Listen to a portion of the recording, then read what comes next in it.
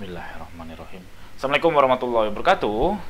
Teman-teman, di video ini saya mau ngasih tips bagaimana memilih konveksi atau maklun, konveksi jahit ya, atau maklun itu sama aja. Oke, langsung aja mulai. Pertama, ini memang cocoknya untuk yang bisnisnya fashion. Jadi kalau yang bukan fashion ya nggak apa-apa, kalau mau nonton ya bagus, lumayan nambah ilmu. Tapi kalau yang fashion mungkin ini cocok banget buat teman-teman. Lalu yang kedua, jika Anda masih bingung produksi sendiri atau maklun, itu silahkan cek dulu video saya yang lain, yaitu saya ngasih penjelasan mau in-house atau outsource. In-house itu artinya punya penjahit sendiri atau ke maklunin. Jadi tolong ditonton dulu itu biar lengkap ilmunya. Lalu terakhir, kalau Anda memang sudah memutuskan untuk fix maklun, video ini cocok banget. Oke, tips pertama untuk memilih konveksi jahit atau tempat maklun. Pertama, ini pengalaman saya itu udah sekitar ya 5 tahun lah berhadapan dengan konveksi, berhadapan dengan tempat maklun itu. Saya menemukan bahwa kalau mau nyari yang cocok dengan diri kita itu nyaris impossible. Ini kaidah pertamanya ya, kaidah umumnya itu kalau nyari yang cocok itu nyaris impossible. Karena saya belum pernah menemukan yang betul-betul langsung cocok. Itu nyaris impossible. Kenapa? Inti masalahnya itu adalah kolot versus muda. Jadi konveksi itu gayanya masih cowboy, teman-teman. Jadi kebanyakan ya, ini ada juga konveksi yang sudah go digital dan lain sebagainya. Jadi kolot itu seperti pencatatannya jelek, lalu seperti slow respon, lalu seperti masih pakai feeling, jadi nggak ada sistemnya. Khususnya soal prioritas produksi, ada yang FIFO, LIFO. FIFO itu first in first out, LIFO itu last in first out, dan lain sebagainya. Itu pengalaman saya untuk konveksi yang kolot itu belum ada sistemnya. Jika dibenturkan dengan kita pebisnis online ya, pebisnis online itu kita sudah terbiasa dengan data, kita sudah terbiasa dengan fast respon via WhatsApp, via Shopee, kita sudah terbiasa dengan ya segala macam yang high tech dalam tanda kutip.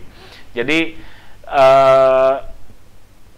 kaidah umumnya menurut saya untuk kalau nyari yang cocok itu nyaris impossible, oke? Lalu tips yang kedua, karena berkaca ke kaidah pertama tadi bahwa kalau nyari yang cocok itu nyaris impossible, jadi ya saran saya carilah lokasi terdekat. Karena bisnis konveksi itu bisnis yang penyebarannya menurut saya rata ya, khususnya di kota-kota besar seperti saya Cimahi sama Bandung itu saya rasa rata. Hampir setiap komplek, hampir setiap kecamatan itu pasti ada orang yang bikin jasa konveksi atau jahit. Entah dia punya satu penjahit, entah dia self-employee, dia jahit sendiri dan lain sebagainya. Menurut saya itu mudah untuk dicari. Jadi daripada jauh-jauh dan kemungkinan nggak cocoknya besar, lebih baik cari yang terdekat aja, sehingga setidaknya biaya transportasi itu lebih rendah. Kita bisa neken cost transportasi itu kita tekan. Daripada jauh-jauh, mending yang terdekat aja. Karena kaidah pertama tadi, nyari yang cocok itu susah atau nyaris tidak mungkin.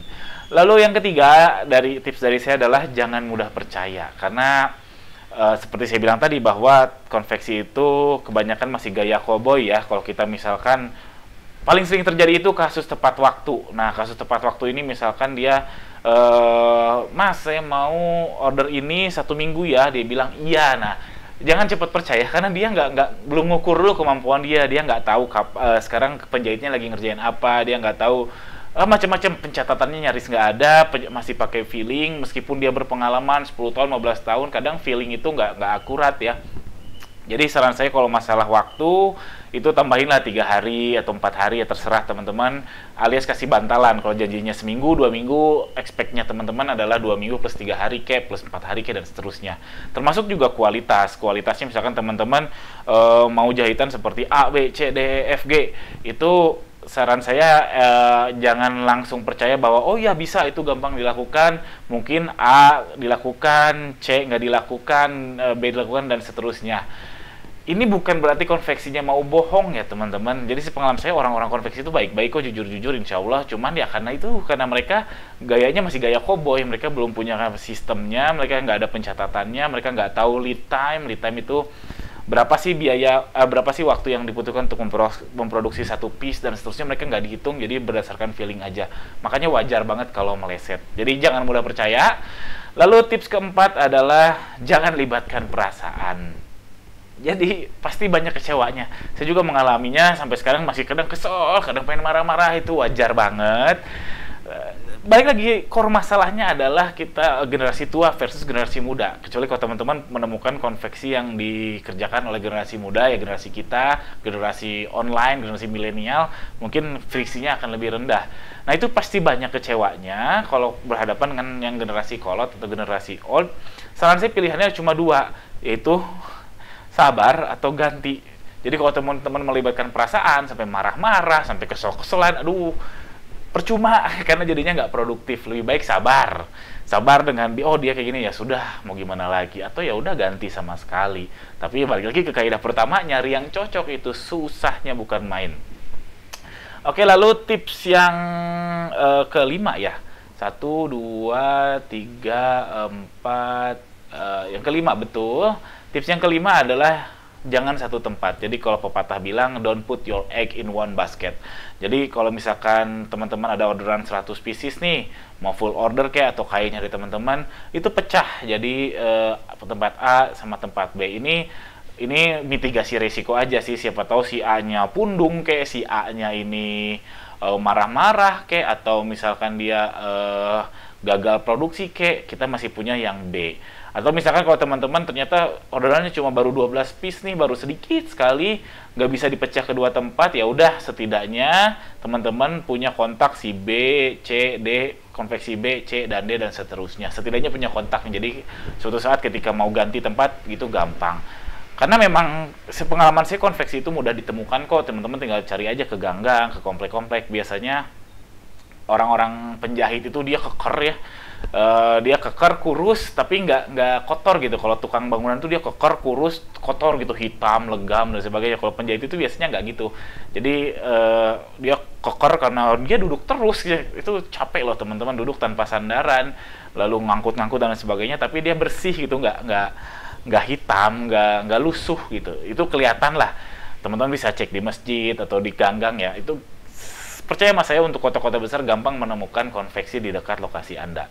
Lalu tips terakhir adalah tahu bargain position. Jadi bargain position itu adalah daya tawarnya teman-teman. Jadi misalkan teman-teman bargain positionnya masih rendah. Apa itu bargain position rendah itu? Jadi jika Anda itu bukan satu-satunya orderan dari mereka, itu kan bisa banget kalau misalkan si konveksinya, si penjahitnya pundung, ya udah orderan Anda di drop aja sama dia, saya nggak mau ngerjain, selesai masalah Anda, jadi tambah runyam, jadi Anda nggak bisa produksi. Makanya penting punya 1, 2, 3 tempat. Nah, perhatikan bargain position Anda, daya tawar Anda lebih butuh penjahit itu lebih butuh Anda atau Anda lebih butuh penjahit? Kalau Anda lebih butuh ke penjahit, lebih baik banyak sabarnya. Jangan banyak push. Push itu artinya kalau dia gagal deadline terus dimarahin, itu jangan. Saya jangan. Kalau bargain position Anda rendah, daya tawar Anda rendah, jangan melakukan itu. Tapi kalau daya tawar Anda sudah tinggi, artinya Anda lebih dibutuhkan oleh si penjahit daripada Anda membutuhkan si penjahit. Biasanya parameter paling gampangnya itu si konveksi itu cuma nerima orderan dari Anda aja, karena orderan Anda sudah memenuhi kebutuhan kapasitas produksi mereka. Nah, ini Anda bargainnya sudah tinggi nih. Nah, di sini mulai push. Di sini teman-teman boleh nge-push si penjahitnya, masalah kualitas, masalah tepat waktu, masalah harga dan lain sebagainya, ini baru boleh nge-push. Karena apa? Karena dari sisi konveksi, bagi mereka, apalagi untuk yang orderannya cuma 100 piece, 200 piece itu dalam tanda kutip mudah. Jadi kalau Anda udah marah-marah padahal orderan cuma 100 piece sehari atau 100 piece seminggu misalkan, itu mereka sangat mudah untuk pindah ke lain hati. Itu hati-hati sehingga membuat Anda produksinya tersendat, jualan juga tersendat. Oke, itu hati-hati. Tahu bargain positionnya, itu ini skill persuasi Anda akan sangat diuji di tips yang terakhir ini. Oke, sekian aja, mudah-mudahan ada manfaatnya. Jika teman-teman suka, tolong subscribe channel saya ini. Jika ada pertanyaan seputar hal ini atau seputar video-video yang lain, silahkan tuliskan di kolom komentar di bawah. Alhamdulillah, terima kasih. Assalamualaikum warahmatullahi wabarakatuh.